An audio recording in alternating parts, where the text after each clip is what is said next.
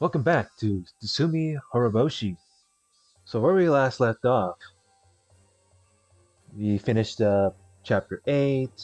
We already read through the list number 2, where it explains, well, the disorders. So it was like, well, in order to, fix that, move to Hinamizawa and all that shit. And so what happened from the last chapter was, so Keiichi was busy with his errand on the way to the store, and then Rena stopped him and hides him in the bush because she wonders if she's getting followed. And and then of course the white van that was apparently looking for they described it well, apparently so, because because they were looking for the girl in like white and the purple ribbon. I couldn't really like mimic what they were saying, but I kind of figured they were looking for her. So, with all that further ado, let's continue. Let's see how this will go.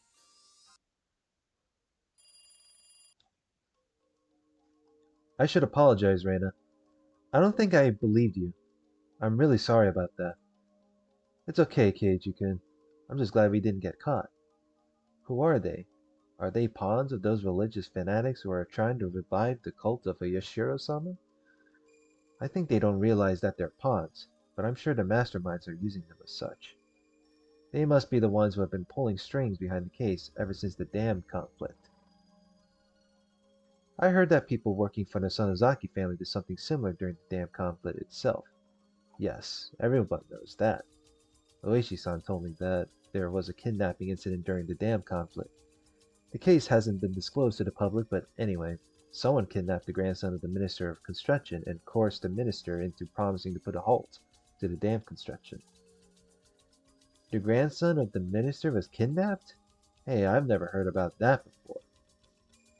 The minister submitted to their demands and they made a deal behind the scenes. That's why the incident never went public. Oishi-san only knows about it because he was in charge of the case. Okay. And? According to Oishi-san, between kidnapping the minister's grandson and blackmailing him, their tactics were frighteningly advanced. Oh my. The police know that the Sonozaki family gave orders to the kidnappers, but the case still remains unsolved. At that time, the head of the Sonozaki family, Oryu, had announced a plan to fight against the dam project by force. She even formed a special attack corps using the Yakuza group that's under the Sonozaki family's command. She was very serious about this plan to put the Ministry of Construction down by brute force if she couldn't stop the construction. Everybody knows that the Sonozaki family had tried to stop the dam project even if it meant breaking the law. So I wasn't so surprised to hear that she had a dangerous plan like that. Actually, I wouldn't be surprised if it was Mayon who came up with the idea. The plan sounded just like her. In the end, the plan ended up as nothing more than that, but the Special Attack Corps actually did undergo training, and very high-level training at that. Oishi had uncovered the information right after the dam conflict ended. At the time, Oryu even said that if the village was going to be submerged, all members of the Onikafuchi Guardians would choose to stay in their houses and drown. So, because was behind those things, I couldn't just laugh off the idea of an armed assault on the Ministry of Construction. According to the information Oishi seized, she planned a suicide mission as a last resort when the dam conflict started to heat up, in case their resistance wasn't successful. She had actually obtained weapons and put people through training for the sake of that plan. The Special Attack Corps were flown to America, having received a huge amount of money from Oreo for their operation. In the southern desert of the United States, some retired military soldiers gave them highly professional training. While the plan was never carried out, the Special Attack Corps became a death squad under the direct control of Oreo after they came back from America. They were involved in many unsolved terrorist incidents, and they succeeded in kidnapping the grandson of the minister as well. It sounds like it's from a movie or something. Well, kind of Well, they're not wrong. Do you remember how Michan... See, it's hard to tell who's talking. Do you remember how Michan said that she could do anything from flying helicopters to using wireless radios? It's actually all true. It seems like Michan joined in their training. So that was all true? Well, let's put that aside for now. Anyway, you have to at least believe that the Death Squad actually exists in Hinamizawa, and they're capable of kidnapping the grandson of a government minister. I didn't take a close look at the four men in the white van today, but thinking about it, they did look professional in a way. They were pretending to just be taking a break, but I could tell they were tense the whole time. So, are they really trying to kill you? I don't think so. If they really wanted to kill me, I'd be dead already. So what do they want? Are they after Takano-san's scrapbooks? Like you saw yourself, the group is very cautious. Unless we show them an opening, they won't resort to force. If they were the type to use force alright, they could have attacked me in my sleep. They haven't done that yet, so that must mean they're taking it cautiously. They're probably not sure that I have the scrapbooks. They killed Mio-san and tried to dispose of them, but they found out that the most important ones were missing. They thought she gave them to someone because she knew her life was in danger. Now they think I'm the one who has them, but they're not sure, so they can't resort to violence. Rena, it sounds like you're playing a dangerous game here. Yeah, I'm a bit scared, but they won't be able to erase me so easily. After all, I'm cooperating with Oishi-san. I've been frequently contacting him in case something happens. What did he say about them? He say he'd keep an eye on the Sonozaki family so that he could catch them right away, if they were working behind the scenes. Did you tell him about the scrapbooks? No, I didn't. I think you should. He's an officer. I'm sure the police will help you. Keiichi-kun, I can't even tell you the secret of this village because I'm not sure you would believe me. I don't think Oishi-san would believe me if I told him any of this. Reina, let's not make it more confusing than it already is. Just tell me, what is it? What's written in the scrapbooks? What's the secret that killed Mio-san? Simply put, if the things written in the scrapbooks are true, the god they worship will be dethroned. Their god? Dethroned? That is insane. Yes. The sanctity of a Yashiro-sama will be lost. Oh man, that's why they want to conceal the truth. They want to resurrect people. They want to resurrect people's belief in a Yashiro-sama. Reina, can you explain it a little more simply than that? I'm confused. Hey, you goddamn right, I'm confused as hell right as well. I don't even know what the hell's going on. I'm confused. In other words, Yashiro-sama isn't a god. Oh, you don't say. You don't you don't mean he's just some sort of entity and that's it? He isn't? I had no idea what she read that made her so certain, but whatever it was, it'd be sacrilegious for people who believe so strongly in a Yashiro-sama. There are many teachings of a Yashiro-sama, but the essence is as follows. Don't leave the village and don't let anybody into the village. Simple enough. One could even say the rest of his teachings were developed to maintain those two fundamentals. It really wasn't until later on that they added aspects like love your neighbor or viewing him as a god of marriage and domestic prosperity. In other words, Irishiro-sama existed solely to stop the villagers from going outside the village. Irishiro-sama doesn't bless the villagers or protect them from disasters. The people believe that Irishiro-sama does all that for them, but the truth is that the people abused his name for that purpose, generation after generation, and nothing more than that. Why did Irishiro-sama descend in the first place? Because demons came out of Onikafuchi's swamp and attacked people. Oh man, attack people, ain't that a bit of a stretch? In fact, that was the wrong interpretation. Demons didn't come out of the swamp and attack people. People became demons and attacked others when they were possessed by whatever came out of the swamp. Whatever came out of the swamp. What do you mean by that? Whatever came out of the swamp possessed people, crawled into their blood, controlled them, and turned them into demons. People had no resistance against whatever it was that came out of the swamp. They became demons, attacked the other villagers, and turned them into demons as well. That's right. It was a weird infectious disease that broke out from the swamp. It made the infected people go out of control. The villagers saw this disaster and explained it like so. Evil demons came out from the bottom of the swamp, possessed people, and turned them into demons as well. That is the truth of the story of the demons that came out of Onikafuchi's swamp. It actually explains the legend. So, was Yushiro-sama a doctor who came from a foreign country? Yes. That's not exactly correct, but he was something like that. He came to Onikafuchi, and he treated the infectious disease. But he couldn't cure it for good. All his treatment could do was reduce the symptoms of the infection. Villagers could have their symptoms suppressed, but there was no way to kill the parasites that had infested them. After a while, the village was divided into two groups. One group was made of the people who were already infected, and the other consisted of the people who weren't. Wow. Segregation, ain't it? Without a cure for the disease, the unaffected looked down on the people who could only suppress their violent symptoms. They even talked about drowning them in the swamp, but they knew killing the infected people wouldn't solve the problem. Sure it is. Wouldn't they just end their misery just like that? The parasites came out of their water sources, including Onikafuchi's swamp. They couldn't fill them all in, but if they did that, they would lose their access to drinking water.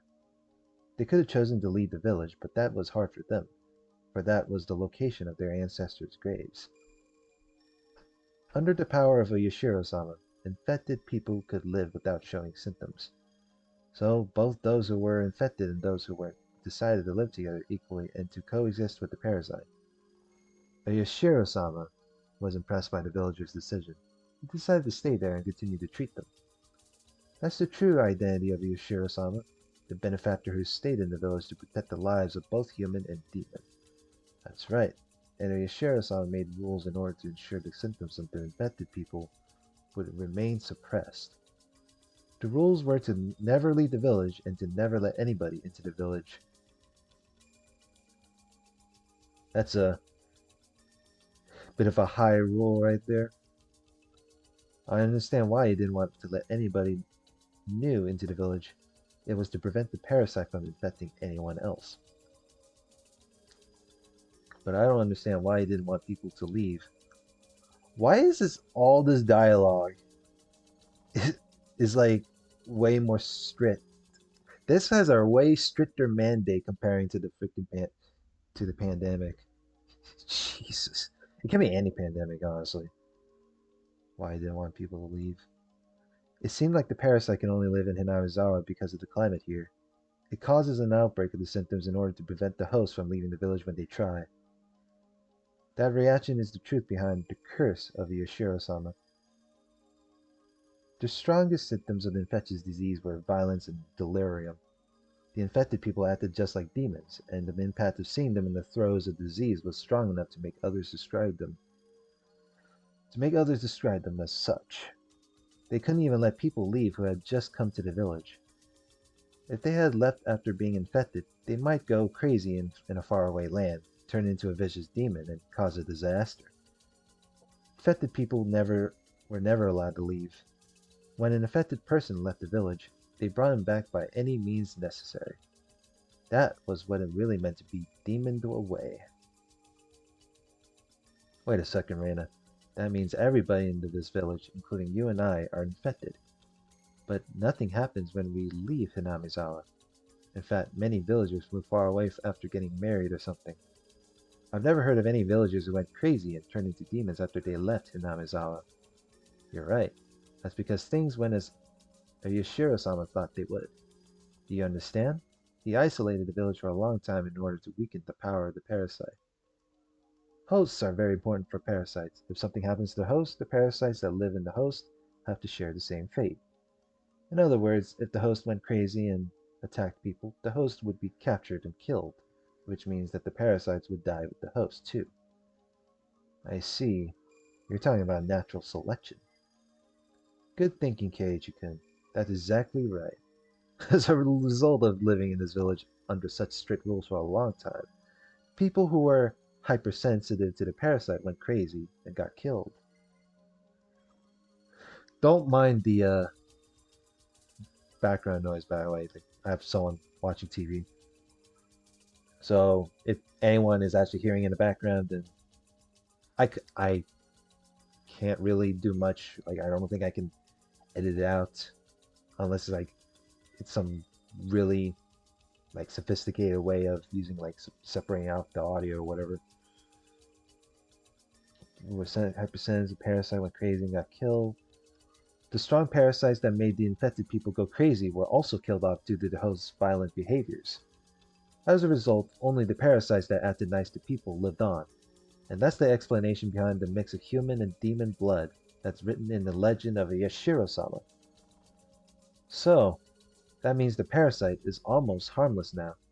Yes, according to Mia-san's scrapbooks, there are actually many people who are infected by harmless parasites. It depends on the local food culture. For example, about 80% of the people who live in a country where meat is a staple food are infected by parasites. But because the parasites coexist with humans without doing any harm to them, nobody notices them, treats them, or tries to get rid of them. So I see. In olden times, Watanagashi was called Harawada, Harawada Nagashi. Harawada meaning guts. It's said that people back then used to eat the guts of infected people when crazy. It sounds awful, but it was something they had to do. Eating the infected people.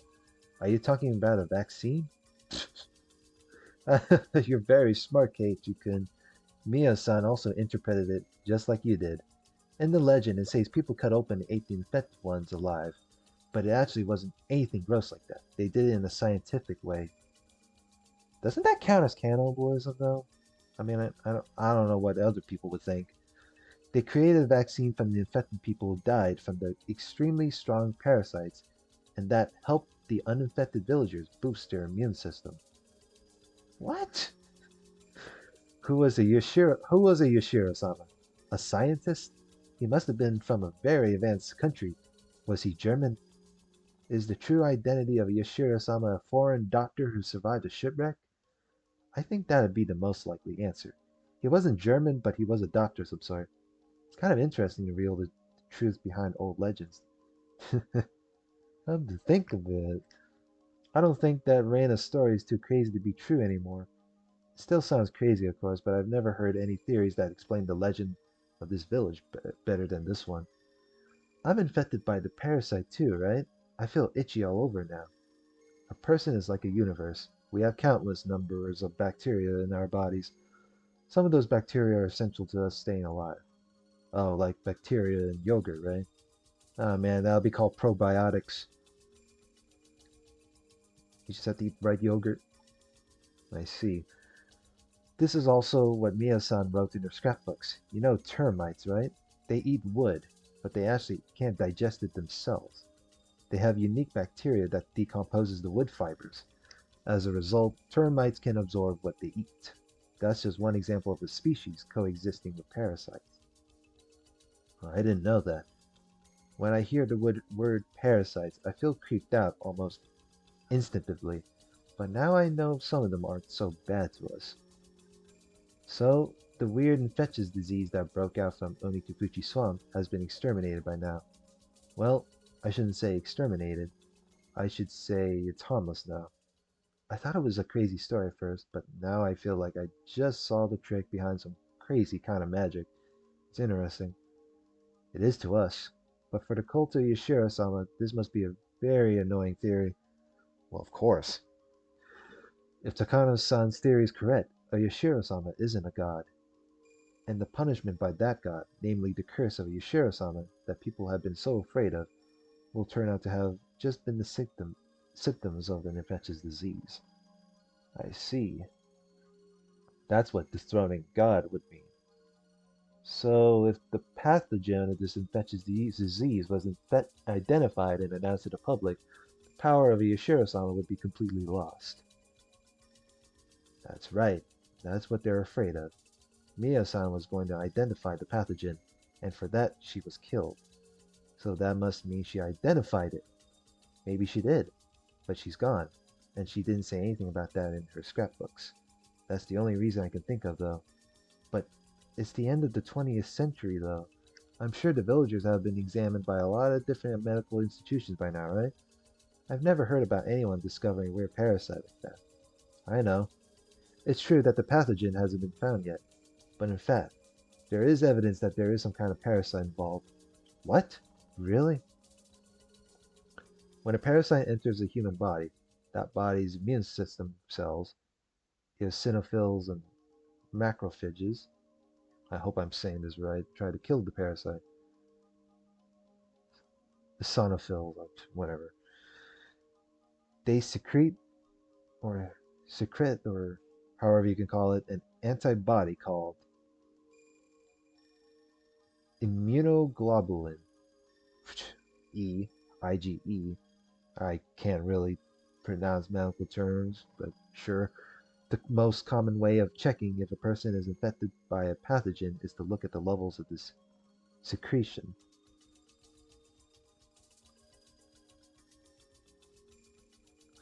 Immunoglobulin. This is. I'm. Once again, I don't mean to butcher things, to be honest. According to Takano's research, people from Hinamizawa have a very high level of IgE in their blood. That's not all. They also have obvious symptoms of being infected by parasites. They don't have any allergies. IgE stimulates mast cells and they secrete histamines and serotonin as a result. These cause an allergic reaction. That allergic reaction isn't pleasant for humans, but it's necessary for the body to kill the pathogen. But the parasites don't want to be killed, of course, so they secrete substances that counteract IgE. As a result, IgE stops stimulating the receptors of the mast cells, which stop secreting the chemical compounds. Man, my voice is dying off. As a result, the antigen antibody reaction, namely the allergic reaction, doesn't occur. I wonder what happens if I put it in mono mode. It probably means I have to like narrate less.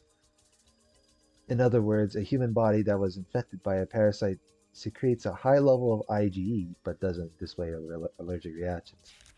For your information, a human body that's infected by a parasite doesn't suffer from hay fever. You get hay fever due to your body secreting a large amount of IgE because it's mistaken pollen for a parasitic invasion. As a result, a large amount of stimulants like histamine will be secreted, but your body can't contain the parasite that it's attempting to kill. That's why your body continues to secrete IgE. As a result, the stimulants. See, there's stimulants and there's simulants. As a result, the simulants keep causing allergic reactions. That's how hay fever works. If you have a parasite in your body, it'll deactivate your IgE and suppress the secretion of stimulants. As a result, you don't have an allergic reaction.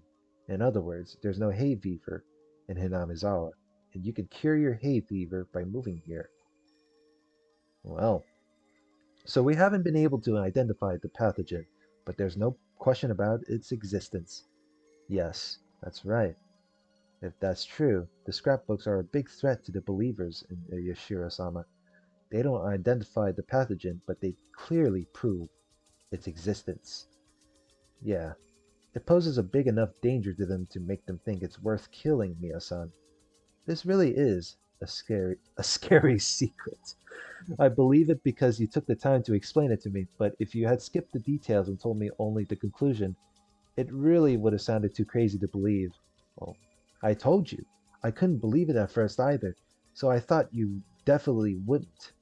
So, what's important right now is that there's a dangerous organization acting in the shadows to try and cover up the truth, right? Yes, that's the most important thing. Oh, let's see. Well, I need to get some water, so I'll be right back. I have returned. So, let's continue. It's actually getting a little bit exciting, to be honest. The fanatics who want to revive the sanctity of the god they worship. Reviving the majesty of their god means reviving the power of that god, and the power of their god is the infectious disease. This infectious disease can't spread nationwide, unlike other infectious diseases.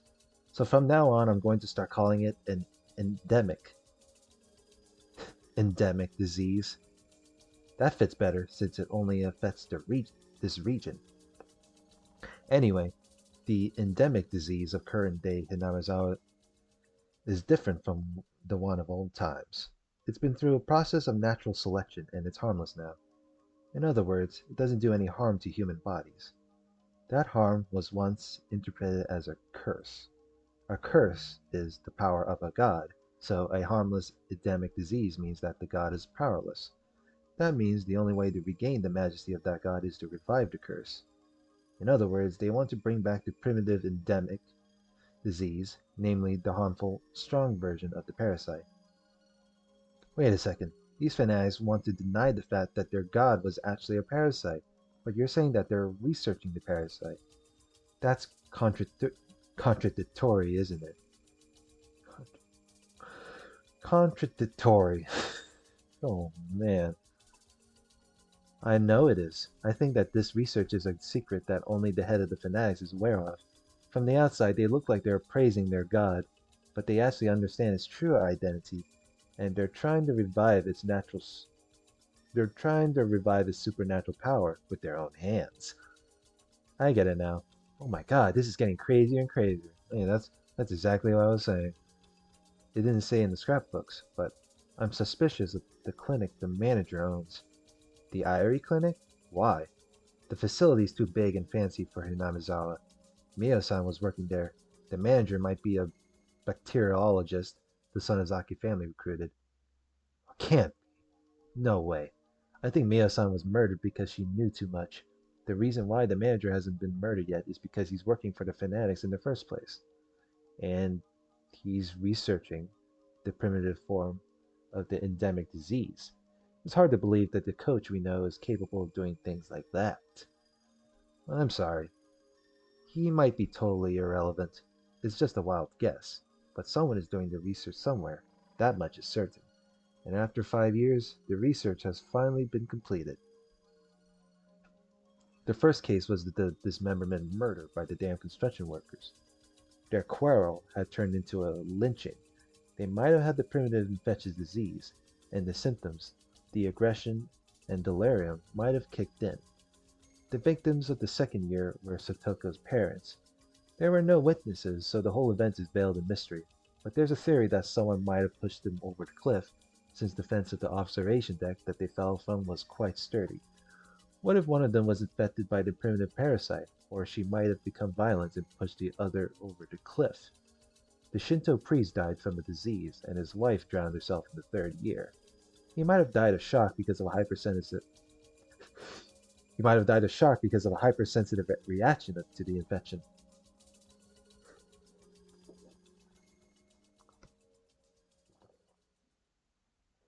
His wife might have got crazy and committed suicide when one of the symptoms, delirium, kicked in. In the fourth year, Satoshi Hojo's aunt was beaten to death, probably by Satoshi himself. Everybody who knew Satoshi remembers how he changed at that time. He shows signs of being both aggressive and delirious. In the fifth year, for the first time in 5 years, the victim experienced the maggot disease described in the old scroll of the Farouk Shrine. The reason behind that is unclear, but the stronger primitive parasite could have given its victims a delusion of maggots. This means that they finally managed to duplicate the curse of a Yoshiro-sama after 5 years of research. Tomotaki-san is the victim of the 5th year. He died in an extremely abnormal way, and I'm the only one who understands his death because I experienced the same thing. He kept clawing at his throat to get rid of the maggots and died as a result. With all that explained, I finally understand the maggot disease I'd experienced in Ibaraki. I left Hinamizawa, and it made the parasite in me uncomfortable. As a result, it tried to resist even though it wasn't very strong, and it tried to make me homesick. But with my parents' divorce, I grew mentally unbalanced, and I completely lost the power to resist for a period of time. The parasite was weak and harmless, but my mental instability allowed it to worsen my symptoms dramatically. As a result, I went crazy and became violent. The delusion of a Yoshiro-sama appearing to me in the bathroom was probably the terminal phase of my delirium. I created a supernatural existence, a Yoshiro-sama, that I was instilled with back when I was little. A little bit of inserting the wording there. Then I persuaded myself to go back to Hinamizawa based on that delusion. Some of the transcendents of Onikufuchi must have had the same kind of experience. They must have passed their experience down as the acts of a god.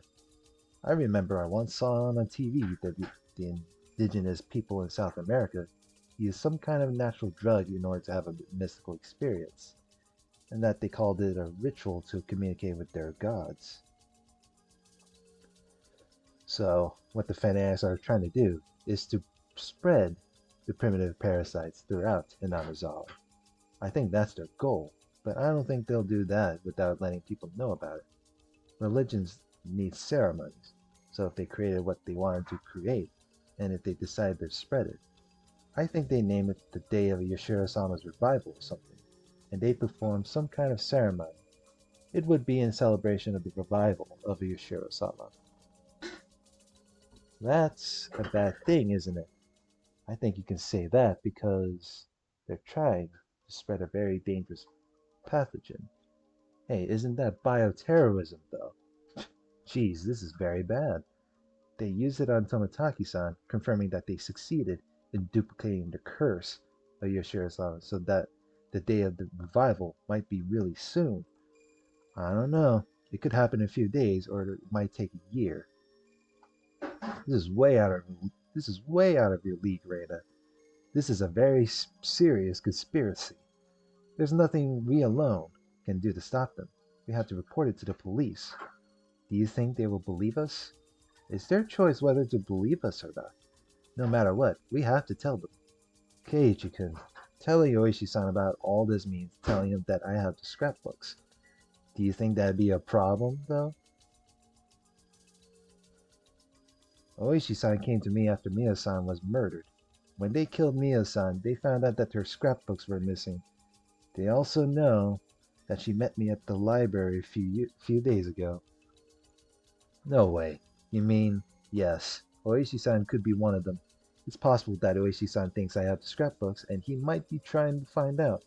In fact, he looked very suspicious, and it seemed to me that he didn't really tell me everything he knew. He only told me things to make me suspicious of the Sonozaki family. He could have just been trying to look like he was on my side, and that he's actually their minion. Minion. That's funny. But the police are our only hope. Keiichi-kun, you know about the case of the 4th year, don't you? Satoko-chan's aunt was murdered. I believe Satoshi-kun did it, but the police fingered the drug addict as the murderer. What do you think about that? Some of the fanatics are with the police, and they fabricated the murderer, of all things. It's the same with the autopsy of the Shinto priest, who they claim died from disease, and the inspection of the accident site where the Hojo couple died. If the police are on their side, it opens the door to many perfect crimes. The 3 families have been maintaining pressure on the police since the damn conflict.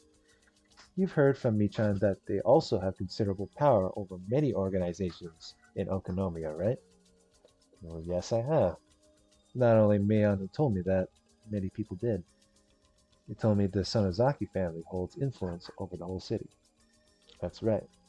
Can't necessarily trust the police around here. Reina, please. I want to make one thing clear before we go on. Are the Sonozaki family the masterminds behind all this? Does that mean Mion is involved too? Please tell me. I don't know if Michan or Rika-chan are directly involved or not. All I can say for sure is that the fanatics have the power to control the nerve centers of all the three families, including the most powerful family of all, the Sonozaki.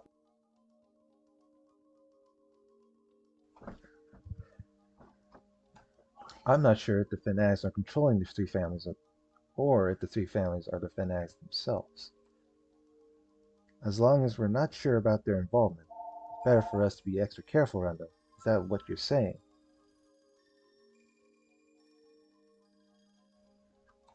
Yes. I'm not saying that I don't trust Michan. She's usually very reliable, and I'd ask her for help with any problem, but not this one. This one is very this one is a little different. I don't know if you've seen it before, but although Michan jokes around when she's with us, she can be a very cold person when she's acting as the successor of the Sonozaki family. Thus, even if she wasn't involved, we would put her in danger if we told her about this.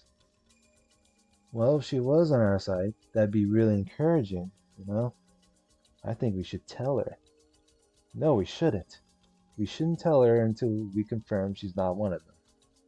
Sure, it'd be great if we could pull her to our side, but what if we couldn't? So how are we going to fight against them?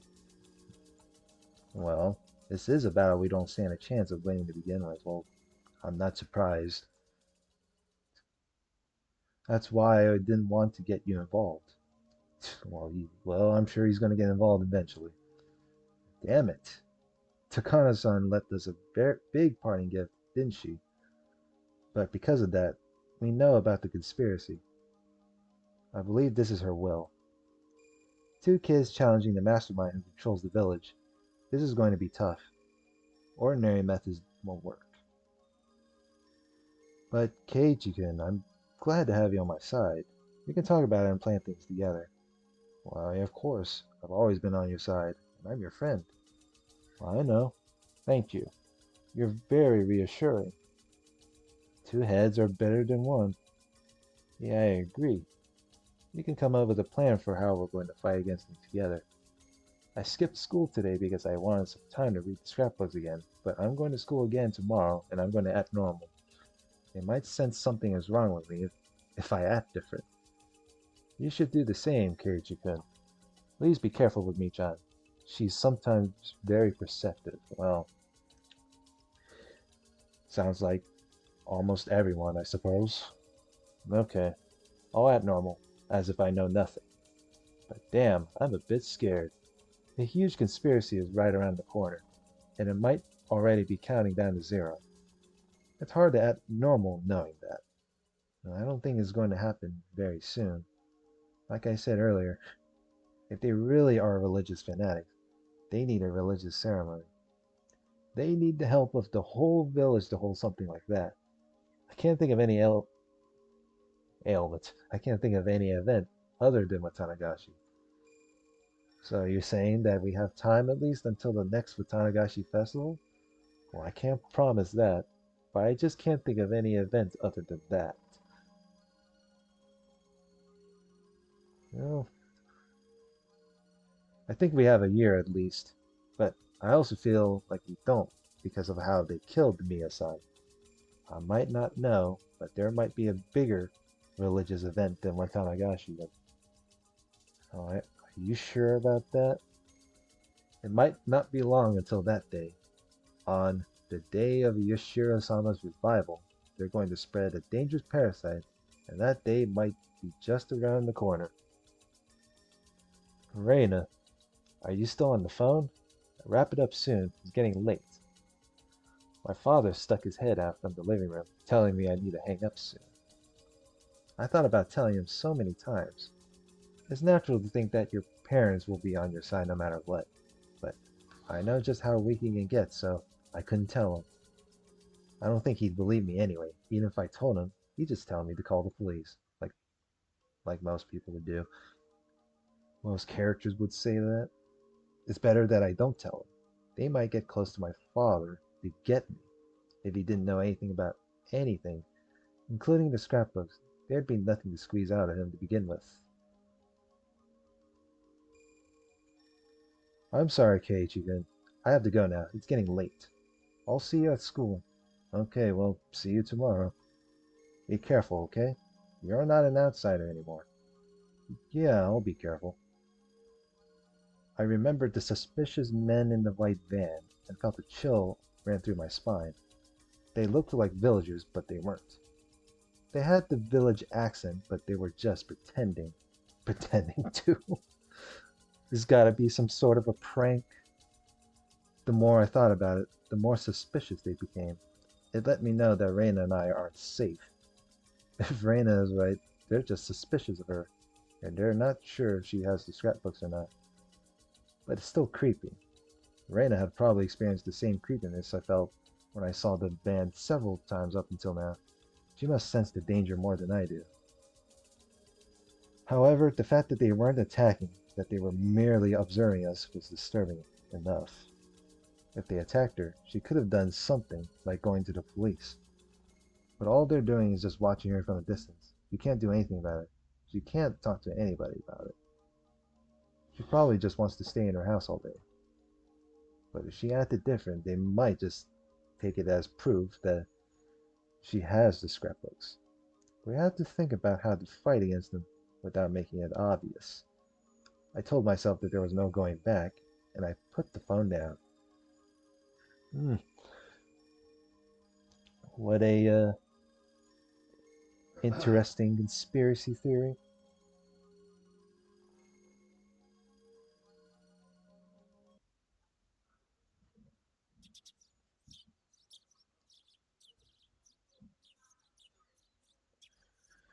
All right, well, next part will continue more of this. So let's see what happens next on this so-called another normal routine. So be sure to subscribe. I'll see you then.